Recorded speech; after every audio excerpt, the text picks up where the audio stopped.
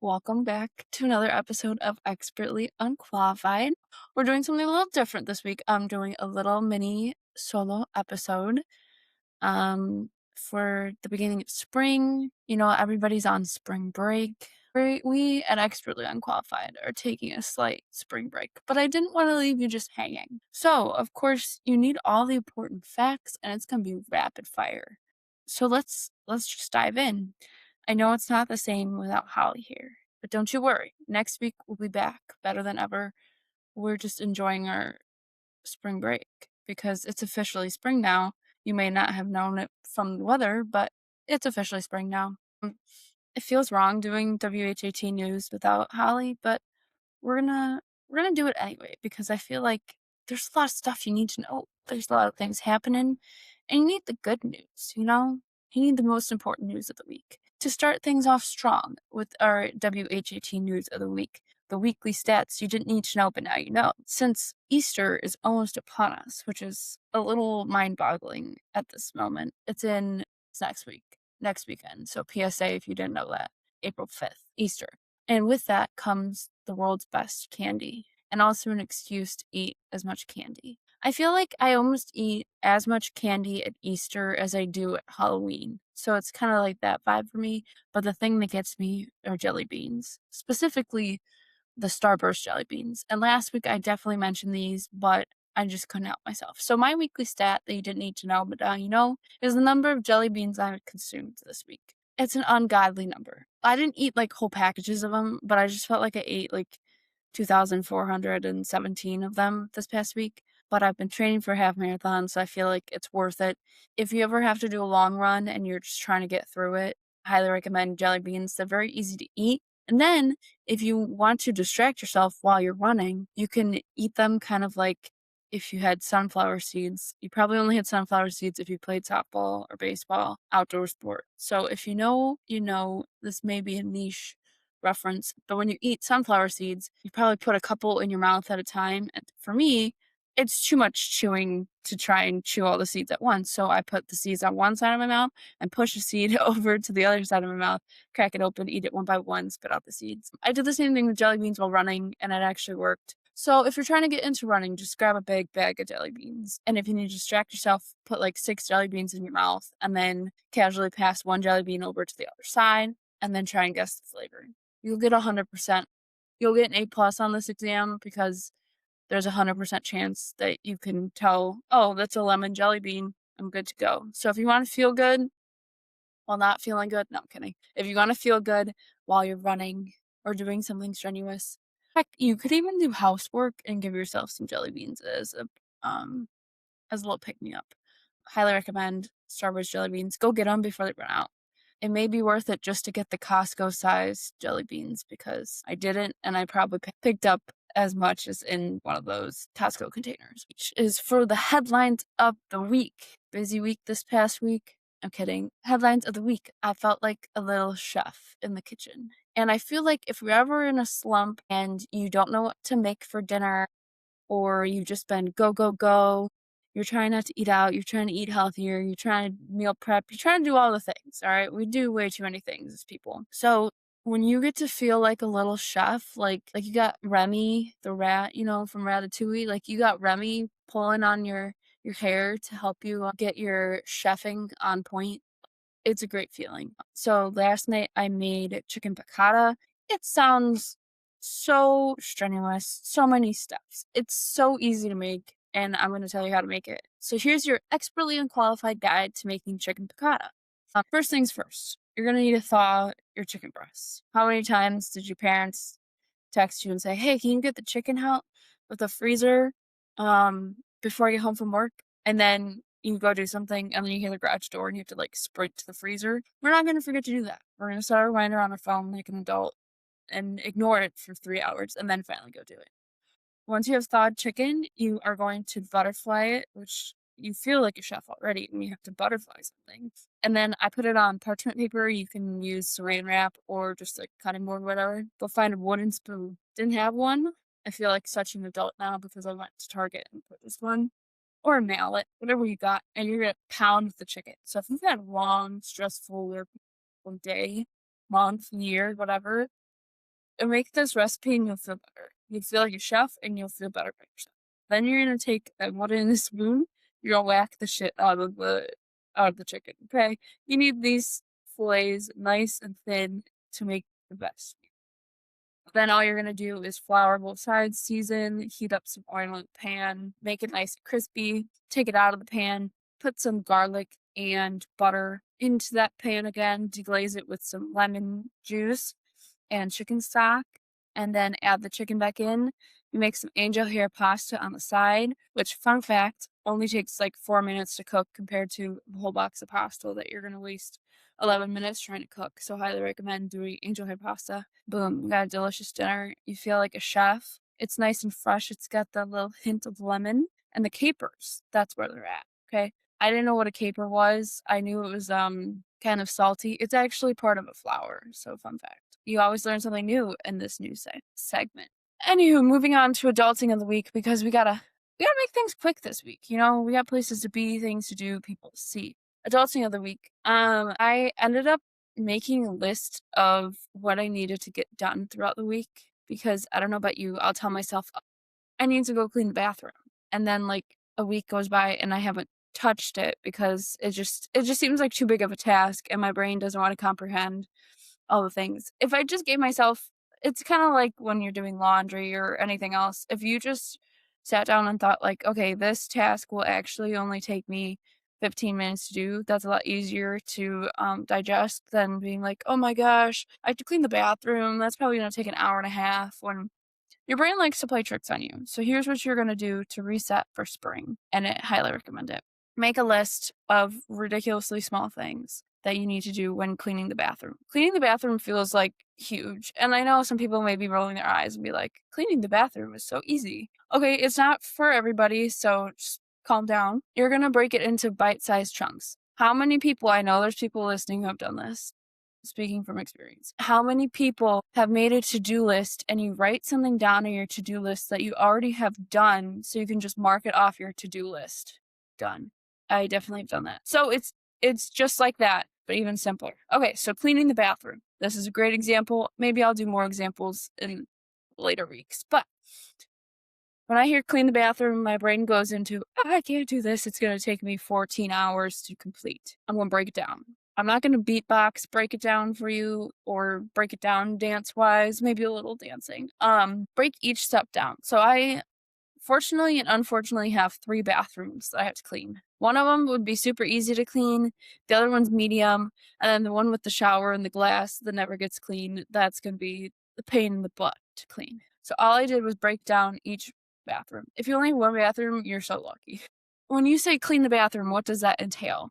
So I know it sounds stupid, but I wrote this down on a piece of paper. You'll feel better. So for me, for our main bath, when I say clean the bathroom, I want to clean the mirror because it probably has smudges from you don't even know what. Wipe down the sink and the countertop. Probably do something with the floor. Swiffer it, wet Swiffer it, I don't know, mop it, whatever you want to do. Toilet, wipe it down, clean it out, all that fun stuff. And then I have a bathtub, so wiping down the shower. All of that felt so overwhelming, and you don't have to put a time limit on your cleaning. So here's what I did. Throughout the week, I want to have a clean bathroom by the end of the week. It's easy. You want to know why it's easy? Because you just broke it down into 5 or 6 different parts that you can do without even thinking. So one day, I was like, I need a break from what I'm doing. I've got 3 minutes. What can I do? You know what? Every bathroom in my house needs its mirror cleaned. So that's all I did. I didn't do anything else. I didn't try to look for the toilet brush. I didn't try to find the scrubber to do the bathtub. No, my one and only goal was to clean the mirrors. And you know what? They got done. And honestly, just cleaning your mirror makes your bathroom look so much nicer. I can't explain it, but just give it a try. So now my list is down to 5 little things. And you know what? All my bathrooms have a toilet. Who knew? So next time when I have a few minutes here or there, I'm going to clean every toilet. That's all I'm doing. I'm not looking at the floors. I'm not looking at, oh, I need to do laundry, got the towels, No, I'm just specifically focusing on, I got to clean the toilet next. And then boom. And then before you know it, you've cleaned your bathroom. Again, some people may hear this and be like, well, why didn't you just spend the 15 minutes to do? You know what? Sometimes you're just busy. Sometimes you flip and hate cleaning the bathroom. So whatever you gotta do to do what you gotta do, you just go do it. There you go. So highly recommend if you have something you've been procrastinating for a long time, create a list of what specific action items you have to do to complete that task. So if yours isn't the bathroom, maybe heck, yours could be laundry, and that could require you to put the load in the washer, put the load in the dryer, then fold, and then put away. That's 4 steps you can do. You can break it up into smaller pieces. If you have a whole room of stuff that just needs to be cleaned out, but you can't get yourself to do it, find one piece or one thing that you can do each day, and before you know it, it's gonna be done. And then you don't have to stress about it. And you know what? When I wrote out this whole list of the bathroom stuff of all the things that need to be cleaned, and I did one thing off that list, it wasn't ruminating in my head of like, oh, I need to go clean the bathroom. I need to go clean the bathroom. No, because I made a plan, I wrote it out, and I stuck to it. All right, enough of my yapping about cleaning the bathroom. I guess I said it was going to be a mini episode, and I just keep yapping away. And finally, the trends of the week. Very important week this past week. Well, lots going on. We had mentioned, I think last week, a little bit about The Bachelorette. It ended up being canceled this season. Lots of unfortunate events and just terrible situations. And of course, the internet's divided and whatnot. But if you're trying to watch The Bachelorette this season, good luck. You won't be able to watch. Other happier news this past week was Hannah Montana's 20th year anniversary reunion party. Hannah Montana party. If you didn't watch Hannah Montana, what were you doing? And it also makes me feel very old, knowing that something I loved as a kid is now 20 years old. But anywho, it's on Disney Plus and Hulu, so go check it out. It's like an hour-long documentary reunion thing. I liked it. I didn't find it like, oh my gosh, this is amazing, but it was kind of cool to see. Good to see the faces of those people again. And then it's interesting to see how Hannah Montana kind of shaped everyone's life while watching it. So in my case, like I was just a wee little kid when it came out. So Hannah Montana was always older than me. So I'm like, oh, cool. But then people get a totally different experience if they were like the same age as Miley when they were growing up. And so it's kind of cool to see that as well. And just how much of a reach that show had on so many people. And then you start thinking about all the awesome Disney shows that were on during that time. And now you're like, where'd they at? And also, if you're ever feeling the slightest bit down, just put on the Hannah Montana playlist. I played it this past week, and I can't tell you how many times I was like, oh my god, I forgot about the song, but it's such a bop. It is such a bop. So that will lift your spirits 110%. So go check out Hannah Montana's album. Okay, last bit of trending news. For those of you who know Taylor Lautner, hello, Jacob from Twilight. If you have absolutely no idea who I'm talking about, go look it up because you'll be Team Jacob in about 30 seconds. So Taylor Lautner, the actor in Twilight, married his wife, who's also named Taylor. So it's Taylor Lautner and Taylor Lautner, and they are now expecting a baby. And so they had the cutest caption on their posts. And yes, they are both Taylor Lautner, which that's kind of fun, kind of cool, but kind of crazy at the same time. And it says, what's better than 2 Taylor Lautners? So what are the odds that their kid's going to be named Taylor Lautner? So you have Taylor, Taylor, and Taylor. Okay, that wraps up the WHAT news of the week.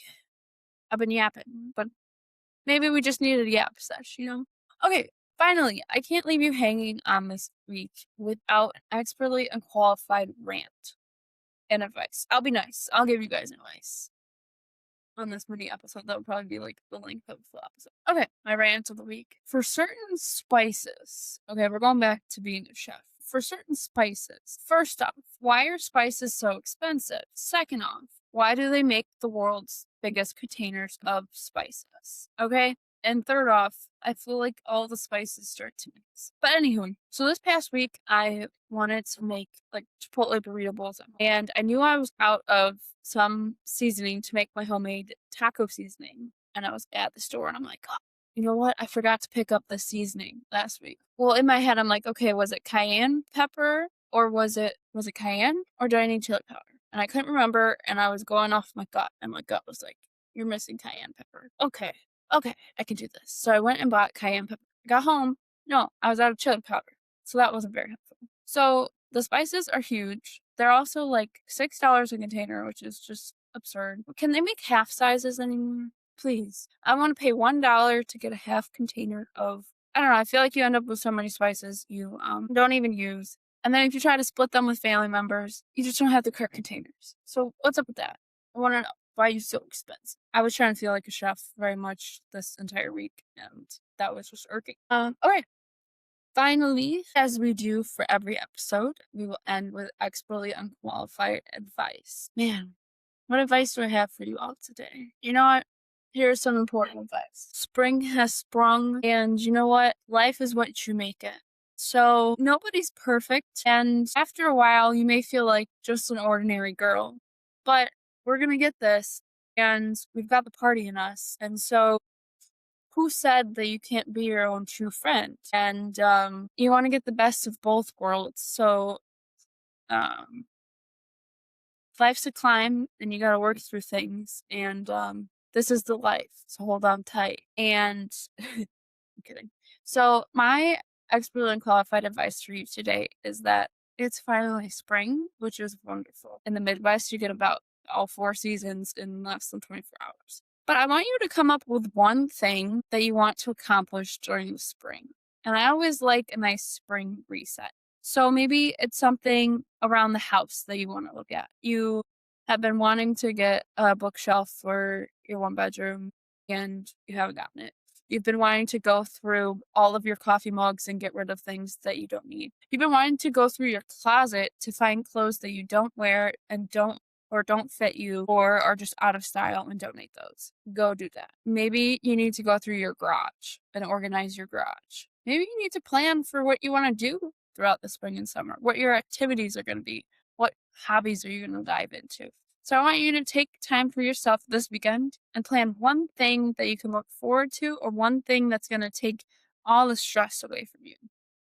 I know for me personally, I feel like my living room is just a giant mess right now because there's nothing in it.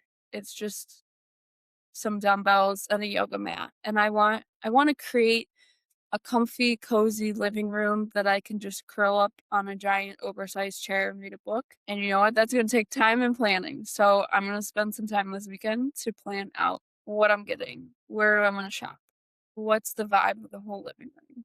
And then I'm also looking forward to having a yard and having a little garden and having flowers that actually bloom and seeing if I have a green thumb. So those are the 2 things I'm going to focus on this weekend, and I hope that you take the time to pick one thing you're looking forward to this spring. And that is it for this mini episode. I know we tried to keep it quick. I definitely was not as quick as I thought. But you know what?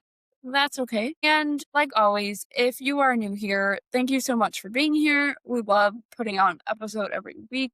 We're just trying to share what we know with the world. So if you can, give us a thumbs up, like, comment. We want to hear from you. What are you going to do this spring? Because maybe I need some more ideas than what I've done. Maybe you need some inspiration. You can find us on Instagram, YouTube, and Spotify at Expertly Unqualified. We drop episodes every Sunday and share with a friend. And we will catch you next week for a full length episode. And if you are on your spring break, enjoy your time off and enjoy the lovely spring weather. And we'll catch you next week. Bye. All right, that's a wrap on our episode of Expertly Unqualified. If you stuck around this long, you're either extremely loyal, extremely bored, or extremely caffeinated. Either way, we love that for you. Make sure to follow us wherever you get your podcasts and leave a review if you laughed, related, or were personally attacked by something we said. Find new episodes and more on our website, thepodmates.com. And don't forget, follow us on Instagram and YouTube at Expertly Unqualified. Send us your stories, questions, or weird hot takes. You might just hear them on a future episode. We are, as always, Expertly Unqualified. Conversation's so fun, you'll forget we have no idea what we're doing. Was it Podmates production?